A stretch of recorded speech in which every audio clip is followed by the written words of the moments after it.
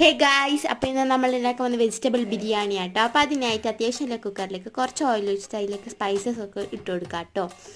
എന്നിട്ട് ഇതിലേക്ക് അരിഞ്ഞ് വെച്ച് ഉള്ളിയും കൂടി ഇട്ട് കൊടുക്കാം. കുറച്ച് ക്യാരറ്റും കുറച്ച് ബീൻസും കുറച്ച് തക്കാളിയും കൂടി ഇട്ട് കൊടുക്കാം കേട്ടോ.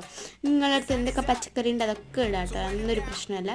ഇതിലേക്ക് കുറച്ച് ബട്ടാണിയും കൂടി ഇട്ടിട്ട് ഇഞ്ചി വെളുത്തുള്ളി പേസ്റ്റും പിന്നെ സ്റ്റീം ചെയ്ത് വെച്ച സോയാബീനും കൂടി ഇട്ട് കൊടുക്കാം. കുറച്ച് ഉപ്പ്, കുറച്ച് മഞ്ഞൾപ്പൊടി, കുറച്ച് മുളക് പൊടി, കുറച്ച് ഗരം മസാല, കുറച്ച് ധനിയാപ്പൊടി, ഇതൊക്കെ ഇട്ട് നന്നായിട്ട് ഇളക്കി കൊടുക്കാം കേട്ടോ. ഇതൊക്കെ നന്നായിട്ട് മിക്സ് ചെയ്തതിന് ശേഷം നമുക്ക് ഇതിലേക്ക് കുറച്ച് വെള്ളം ഒഴിച്ചു കൊടുക്കാം. നമ്മൾ എടുക്കുന്ന അരിൻ്റെ ഇരട്ടി വെള്ളമാട്ടോ ഒഴിക്കുന്നത്.